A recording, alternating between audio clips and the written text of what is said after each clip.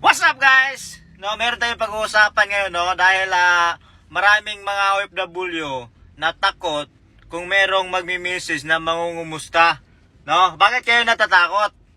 No? Kasi daw, sabi nila pag merong nag-message sa iyo at nangungumusta, may kasunod na daw 'yon. Ano yung kasunod 'yon? Pakisagot. Kung ano yung kasunod nun? Bakit sila natatakot?